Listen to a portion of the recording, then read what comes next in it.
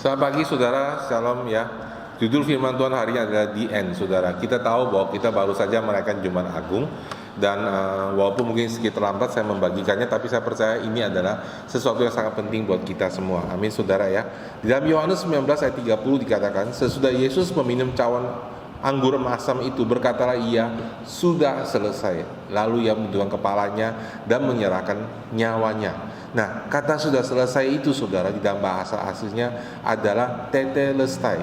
Tetelestai artinya komplit, sudah tereksekusi, sudah dibayar sepenuhnya, sudah selesai. Ya, itu terjemahannya. Nah, jadi saudara, Yesus adalah satu-satunya orang yang datang ke muka bumi ini, dilahirkan untuk mati saudara ya. Tidak ada orang lain yang di muka bumi yang dilahirkan dan tujuan untuk mati. Kalau ada orang lain yang mati, itu sudah karena dosa mereka. Tapi Yesus adalah satu-satu orang yang lahir di muka bumi ini, dan dia justru orang yang tidak perlu dan tidak harus mengalami kematian karena hidupnya tanpa dosa, dan dia tidak bisa mati karena hidupnya tanpa dosa saudara, tapi dia sengaja dilahirkan untuk mati saudara. Jadi saudara, waktu Yesus di atas kayu salib, perkataan terakhir ini, tetelestai, sudah selesai, itu seluruh kehendak Allah terpenuhi dalam hidup dia. Dia memenuhi semua tujuan kelahiran dia, yaitu hari itu dia mati buat kita saudara. Amin saudara ya. Nah saudara, apa sih sebenarnya tetelestai itu, sudah mati itu apa sih signifikannya? Itu sangat penting buat kita, karena saudara, buat kita artinya the end, akhir dari segala pergumulan hidup kita, akhir dari segala akar kesulitan hidup kita, semua akar masalah kita waktu tetelestai ini, akar dari kita itu sinful nature, manusia yang berdosa, manusia yang identitas adalah pendosa. Ketika Yesus mati di kayu salib, identitas itu ditebus, dan kita sudah selesai bersama-sama dengan dia. Kita selesai bergumul dengan akar dosa kita. Ya, kita masih punya kelemahan, tetapi itu dengan mudah kita kalahkan kalau kita sudah mengetahui akar kita adalah, kita sekarang adalah orang benar. Nah saudara, di dalam Roma 10 ayat 14 sampai 18 dikatakan begini saudara ya. Sebab oleh satu korban saja ia telah menyempurnakan untuk selama-lamanya mereka yang ia kuduskan. Dan tentang hal itu Roh juga memberi kesaksian kepada kita, sebab ia berfirman, sesudah waktu itu ia berfirman, inilah perjanjian yang akan kuadakan dengan mereka sesudah waktu itu. Ia berfirman pula, aku akan menaruh hukumku di dalam hati mereka dan menuliskannya dalam akal budi mereka, dan aku tidak lagi akan mengingat dosa-dosa dan kesalahan mereka. Jadi apabila untuk semuanya itu ada pengampunan, tidak perlu lagi dipersembahkan korban karena dosa. Yang pertama saudara, kita sudah selesai saudara.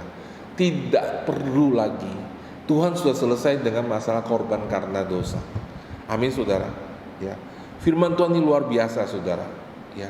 Oleh satu korban saja ia telah menyempurnakan untuk selama-lamanya yang ia kuduskan. Itu menggambarkan seluruh dosa kita di masa lalu, di masa sekarang, dan masa yang akan datang. Itu semuanya dibeli, dibayar harga sama dia. Kalau tidak saudara, ayat ini gak boleh bilang menyempurnakan untuk selama-lamanya yang ia kuduskan. Amin saudara. Berarti saudara, kita semua yang dalam Kristus, kita dan ciptaan yang baru, yang lama sudah berlalu, yang baru telah tiba. Saya tahu saudara, kita sebagai orang percaya kita masih bisa jatuh ke dalam dosa, tapi kita tidak tinggal dalam dosa. Artinya apa saudara? Dosa itu bukan menjadi kesukaan kita.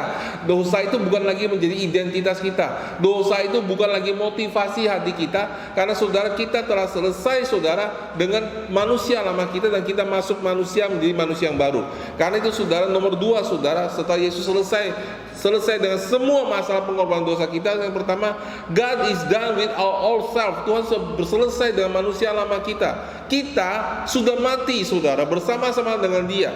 Di dalam Roma 6 ayat 6 dikatakan, karena kita tahu sekarang bahwa manusia lama kita telah turut disalibkan, supaya tubuh dosa kita hilang kuasanya, agar jangan kita menghambakan diri lagi kepada dosa. Sebab siapa telah mati, ia telah bebas dari dosa. Jadi jika kita telah mati dengan Kristus, kita percaya bahwa kita akan hidup dengan dia. Karena kita tahu bahwa Kristus sesudah ia bangkit dari antara orang mati, tidak mati lagi. Maut tidak lagi berkuasa atas dia, sebab kematiannya adalah kematian terhadap dosa, satu kali itu selama-lamanya, dan kehidupannya adalah kehidupan bagi Allah. Ayat berikutnya penting saudara. Demikianlah hendaknya kamu memandangnya. Demikian hendaknya kita memandangnya saudara, bahwa kita telah mati bagi dosa, tetapi kita hidup bagi Allah dalam Kristus Yesus. Jadi saudara, Kita sudah selesai dengan manusia lama kita. Amin saudara. Kita tidak bergumul dengan manusia lama kita saudara. Tapi apa saudara? Kita harus berpikir seperti Allah berpikir, berpendapat seperti Allah berpendapat, bahwa manusia lama kita telah mati bersama-sama dengan Kristus. Jadi saudara, His death is our death, His resurrection is our resurrection. Kematiannya adalah kematian kita. Karena waktu dia mati saudara, seluruh dosa kita ditaruh dalam tubuh dia saudara. Semuanya ditimpakan kepada dia. Semua manusia lama kita ditimpakan kepada dia.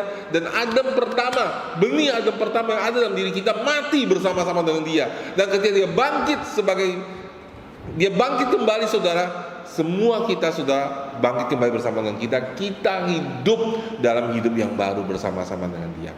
Amin saudara. Jadi saudara, sudah selesai manusia lama kita. Amin. Ya, banyak orang yang bertobat, mereka berpikir saudara bahwa Tuhan menambah sulam mereka, ya. Oh, kamu bertobat saya hapuskan dosanya. Oh, kamu bertobat saya revisi kamu versinya. Enggak saudara. Kita ini bukan revised version. Kita ini bukan versi revisi saudara. Kita ini ada ciptaan baru dalam Kristus Yesus. 2 Korintus 5:17 mengatakan bahwa barang siapa dalam Kristus, ia ada ciptaan yang baru, yang lama sudah berlalu, yang baru telah tiba. Kata ciptaan baru di situ adalah new creation. Artinya saudara diciptakan kembali yang baru sama sekali saudara. Jadi saudara yang sekarang bukan saudara yang lama. Ya saudara masih bisa bikin salah. Semua orang lahir baru saudara tidak suka, tidak cinta kepada dosa. Mereka nggak tahan sudah hidup terus-menerus dalam dosa.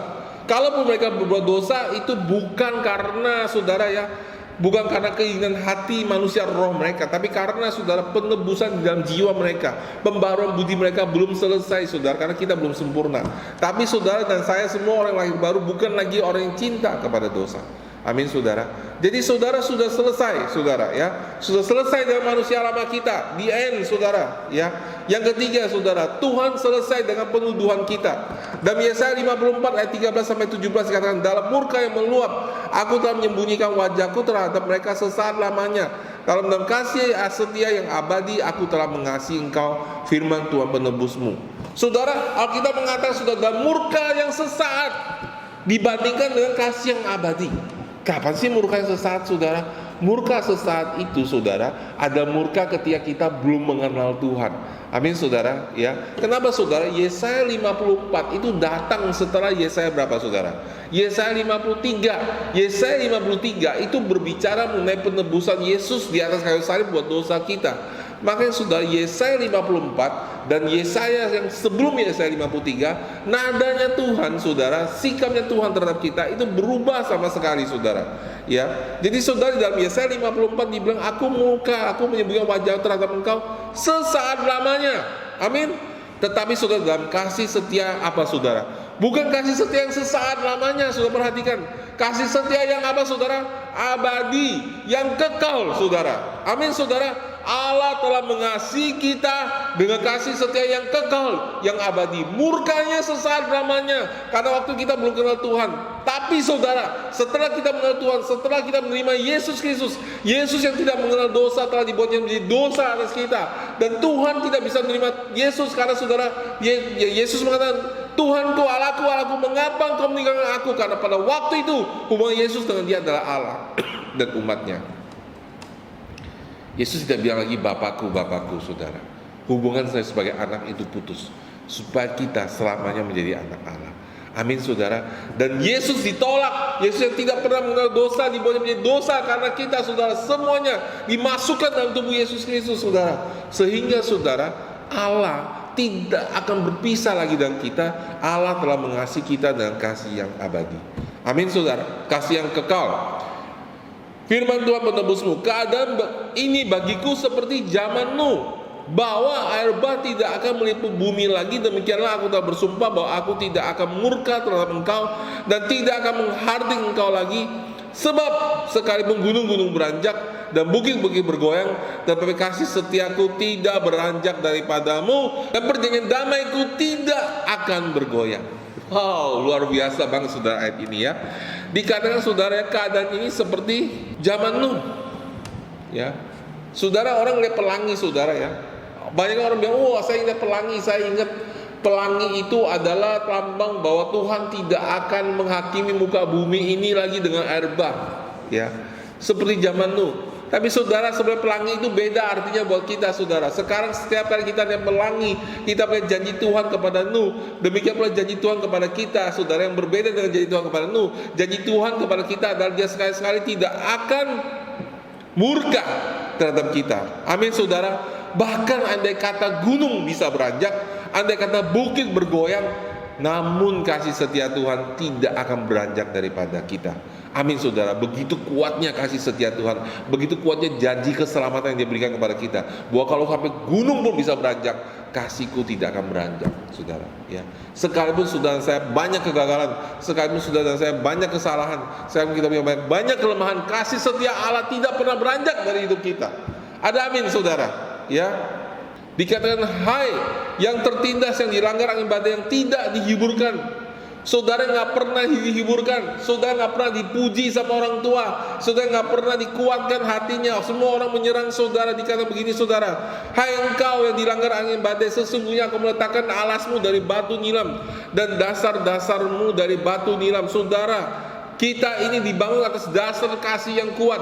Kasih Tuhan kita dasarnya adalah batu penjuru, yaitu Yesus Kristus yang tidak pernah berubah sampai selama-lamanya. Amin, saudara. Dengan demikian Tuhan berjanji kepada kita bahwa kasih Tuhan kepada kita tidak akan pernah berakhir. Yang terjadi adalah kita yang merasakan Tuhan tidak mengasihi kita. Itu perasaan kita. Seperti sudah kalau bangun pagi, saudara, ada awan, saudara, yang gelap sudah menutupi, sudah merasa bahwa pagi hari tidak ada matahari. Sebenarnya matahari tetap ada, saudara. Matahari di belakang awan itu, saudara. Tapi matahari tetap seperti itu. Nah, saudara yang kekasih dalam Tuhan, kalau saudara mau sembuh hati saudara, saudara mau sembuh hidup saudara dari kepahitan, saudara jangan memandang kepada manusia. Amin. Apa yang membuat kita luka, saudara, dalam hidup kita? Apa yang membuat kita jadi goyang dalam hidup kita? Karena kita memandang kepada manusia. Satu, ya, manusia yang sebentar mengasihi kita, sebentar tidak mengasihi kita, sebentar mengecewakan kita, sebentar menyenangkan kita. Kedua, kita melihat keadaan, wah, ekonomi dunia ini gonjang-ganjing. Sudah perang di sana, perang di sini, harga minyak goreng naik, semuanya berubah. Sudah tahu bagaimana sudah punya damai sejahtera, mau tetap tinggal? Saudara pandanglah kepada posisi yang tidak berubah. Sudah tahu nggak, kalau orang naik kapal itu mereka tuh mabok, saudara, karena kapal itu diombang-ambingnya oleh ombak, dan mereka melihat di depan itu bergerak terus, mereka mabok. Makanya saudara diajarkan supaya tidak mabok, mereka harus memandang kepada horizon yang tidak pernah berubah, garis horizon, sehingga mereka stabil. Jadi memandang pada yang tidak berubah itu membuat kita itu stabil. Dan apa yang tidak berubah dalam hidup kita? Kasih Tuhan tidak pernah berubah. Amin, saudara. Setiap malam saudara harus tetap memandang kasih Tuhan. Manusia bisa berubah, semuanya bisa berubah, but the love of God stays forever. Amin, saudara. Ya. Kemudian apa, saudara? Dikatakan bahwa semua anakmu akan menjadi murid Tuhan. Haleluya, amin, saudara. Kita akan berbuah banyak, kita menghasilkan banyak murid-murid yang takut akan Tuhan. Amin, saudara, ya. Semua anak kita, semua orang yang menjadi anak rohani kita akan jadi muridnya Tuhan Yesus. Amin, saudara, ya. Dan kemudian dibilang apa, saudara? Karena anak itu penting banget buat kita, saudara, ya. Dan kemudian bilang, engkau tidak takut lagi, engkau akan jauh dari kekejutan, sebab ia tidak akan mendekat kepadamu. Apabila orang menyerbu, itu bukan daripadaku. Amin, saudara. Apabila ada orang menyerbu, ya, sudah kasih dalam Tuhan, saya baru berapa lama ini melayani satu orang ini sakitnya berat banget, saudara, ya. Kemudian saudaranya yang menjaga dia bilang sama saya, Pak Step, saya tahu sekarang kenapa saya kerja, saya ditolak pekerjaan saya, karena saya ditolak pekerjaan saya sehingga saya bisa menjaga saudara saya yang lagi sakit keras ini. Saya kesel banget, saudara, saya marah banget, saya bilang, kamu tuh salah, kamu gak lihat sakitnya udah badannya hitam semua. Saya bilang itu jahat, itu dari roh jahat, itu bukan dari Tuhan. Jahat bener, Tuhan gak kasih kamu kerja buat jaga saudara kamu yang dikasih dia sakit. Bayangin, saudara, ya. Saudara kalau mau melawan roh jahat, saudara, pikiran kita tuh harus benar dulu, mindset kita harus benar dulu. Kita nggak bisa kompromi, saudara. Karena itu, saudara, kalau orang yang tidak percaya bahwa dia selamat selama-lamanya selamat, saudara, sekali selamat dia akan selama-lamanya selamat, dia akan goyah, saudara, ketika bertempur melawan kuasa gelap. Karena dia juga selalu bertempur dengan identitasnya. Saya ini anak Tuhan atau enggak? Sekarang saya beres ke depan Tuhan. Dia selalu bertempur dengan identitasnya. Tapi saudara, kita yang semua telah ditebus, kita tahu dengan pasti bahwa kita diselamatkan satu kali untuk selama-lamanya, bahwa semua dosa kita kita setiap kali kita satu kali untuk selamanya semua dosa kita telah diampuni, yang lalu, yang sekarang, yang akan datang. Kita punya kekuatan, kita punya identitas, kita bisa mengusir roh jahat dengan yakin karena saudara kita tahu siapa kita. Amin saudara. Dan Tuhan bilang sekalipun gunung beranjak, bukit bergoyang, kasih setiaku kepada engkau tidak akan pernah beranjak. Amin saudara. Apabila ada sakit, apabila ada stres, apabila ada kutuk, apabila ada penipuan, itu bukan datang dari Tuhan. Amin saudara. Ada orang yang menyerbu engkau, Alkitab mengatakan itu bukan datang dari Tuhan. Amin saudara. Ya, ada kemiskinan, itu juga bukan dari Tuhan. Dikatakan dalam firman Tuhan, siapapun yang menyerbu engkau, ia akan rebah melawan engkau. Sesungguhnya aku menciptakan tukang besi yang menghembuskan api dan menghasilkan senjata menurut kecakapannya. Tetapi aku juga menciptakan pemusnah untuk merusakkannya. Setiap senjata yang ditempa terhadap engkau tidak akan berhasil, dan setiap orang melontarkan tuduhan melawan engkau di pengadilan akan engkau buktikan salah. Inilah yang menjadi bagian dari hamba-hamba Tuhan dan kebenaran yang mereka terima daripada aku. Demikianlah firman Tuhan. Wow, luar biasa saudara ya. Semua orang menuduh engkau saudara ya. Menuduh itu berbeda dengan koreksi saudara. Menuduh itu bilang gini, kamu udah gak punya harapan lah. Itu langsung penghakiman saudara. Wah, kamu udah pasti nih, kamu tidak akan berhasil dalam hidupmu. Ya, sudah dimatikan finalnya, sudah dikasih final. Nah, itu penuduhan saudara. Penuduhan bukan dari Tuhan. Ada amin saudara ya. Tuhan selalu terbuka pintunya, Tuhan terus mau kita terus bertumbuh dalam Dia. Amin saudara. Ya, penuduhan bukan dari Tuhan. Jadi saudara, kalau sekarang sudah melihat pelangi lagi saudara ya, saudara jangan ingat lagi tentang air bah, tapi sudah ingatlah sekarang bahwa kasih Tuhan selama-lamanya untuk kita. Amin. Ya. Jadi saudara, kita belajar saudara apa saudara, ketika Tuhan mengatakan bahwa sudah selesai, satu, bahwa Tuhan telah selesai dengan segala macam pengorbanan dosa kita. Tuhan tidak perlu lagi korban dosa kita. Apabila kita berdoa saudara, kita bukan berdoa untuk mempersembahkan korban kepada Tuhan. Kita berdoa karena kita adalah orang benar. Kita berdoa karena doa kita dijawab oleh Tuhan. Kita berdoa karena kita berdoa, Tuhan melawat doa kita. Amin saudara ya. Kita bukan berdoa untuk meminta pengampunan, tapi kita berdoa merasakan kasihnya Tuhan. Amin saudara. Ya, yang nomor dua saudara ya, Allah sudah selesai dengan manusia lama kita. Kita telah selesai bergumul dengan segala manusia pendosa kita. Dan saudara dan saya adalah orang benar. Amin. Yang ketiga saudara, Allah selesai dengan segala macam penuduhan dalam hidup kita. Kalau ada penuduhan saudara, itu bukan dari Allah. Amin saudara ya. Allah akan mengajarkan saudara berbuat apa yang benar, tapi saudara, Allah tidak akan menuduh saudara. Hal ini juga ditegaskan dalam Roma 8 ayat 1 sampai 4. Demikianlah sekarang tidak ada penuduhan bagi mereka yang ada dalam Kristus Yesus. Roh yang memberi hidup telah memerdekakan kamu dalam Kristus Yesus dari hukum dosa dan hukum maut. Sebab apa yang tidak mungkin dilakukan hukum Taurat karena tidak berdaya oleh daging, telah dilakukan oleh Allah dengan jalan mengutus anaknya sendiri yang serupa dengan daging. Karena dosa, Ia telah menjatuhkan hukuman di dalam daging, supaya tuntutan hukum Taurat digenapi dalam diri kita yang tidak hidup menurut daging, tapi menurut roh. Ya. Jadi saudara, ketika kita mengenal Tuhan sudah selesai, saudara, kita hidup tidak lagi tertuduh. Nomor satu, nomor dua saudara, kita tidak lagi memikirkan hukum Taurat karena semua dosa kita sudah selesai dengan Dia. Kita tidak perlu lagi saudara tunduk kepada hukum Taurat. Hukum itu telah dihapuskan dalam hidup kita, sehingga kita sekarang hidup lagi tidak berdasarkan tuntutan hukum, tapi bersama hubungan dengan satu pribadi, yaitu Yesus Kristus. Amin saudara ya. Nah, bahkan lebih dari itu saudara, poin yang keempat, dan supaya lebih meyakinkan lagi bahwa Dia benar-benar telah selesai dengan segala identitas manusia pendosa kita beserta dengan segala akibatnya. Dan karena Ia tahu bahwa kita masih bisa jatuh dalam dosa, dan karena kita masih punya tubuh yang berdosa dan pikiran yang masih belum selesai diperbarui, untuk memastikan hukum Taurat dan segala ketetapannya tidak lagi berlaku bagi kita, Alkitab mengatakan bahwa hukum Taurat ketika Yesus disalibkan, hukum itu juga dipantaikan bersama-sama dengan Dia di atas kayu salib. Amin saudara ya. Dikatakan Roma 7 ayat 3 sampai 4. Jadi selama suaminya hidup, ia dianggap berzina kalau yang menjadi istri laki-laki lain. Tetapi jika suaminya mati, ia bebas dari hukum, sehingga ia bukanlah berzina kalau ia menjadi istri laki-laki lain. Sebab itu saudaraku, kamu juga telah mati bagi hukum Taurat oleh tubuh Kristus, supaya kamu menjadi milik orang lain, yaitu milik Dia yang telah dibangkitkan di antara orang mati, supaya kita berbuah bagi Allah. Jadi saudara, waktu Yesus mati, supaya kita mati bersama-sama dengan Dia, kita mati terhadap hukum Taurat. Amin saudara, ya. Supaya kita sekarang tidak perlu lagi hidup komitmen kepada hukum Taurat, tetapi hidup bagi sebuah pribadi, yaitu Yesus Kristus. Hal ini juga ditegaskan dalam Kolose 2 ayat 12-15, karena dengan Dia kamu telah dikuburkan dalam baptisan, dan dalam Dia kamu telah turut dibangkitkan juga oleh kepercayaanmu kepada kerja kuasa Allah yang telah membangkitkan Dia dari antara orang mati. Kamu pun juga demikian, dahulu mati oleh pelanggaranmu karena tidak disunat secara lahiriah, telah dihidupkan Allah bersama-sama dengan Dia, walaupun sudah belum disunat, sesudah Ia mengampuni segala pelanggaran kita, dengan cara apa? Sudah menghapus surat hutang yang oleh ketentuan-ketentuan hukum mendakwa, dan hal itu ditiadakan dengan memakukannya di atas kayu salib.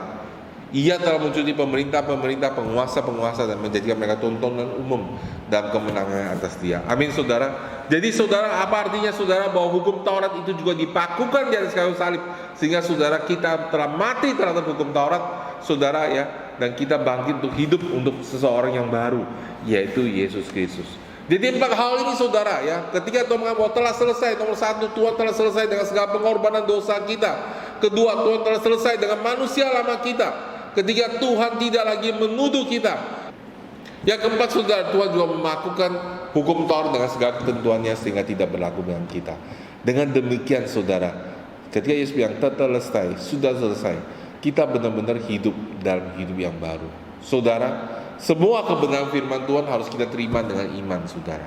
Kalau saudara setiap hari menerima kebenaran ini, saudara mengatakan, Tuhan terima kasih, saya adalah anakmu, saya adalah orang benar, Engkau telah melepaskan saya dari segala ikatan dosa. Perlahan demi perlahan saudara, kebenaran akan bertumbuh dalam hati saudara.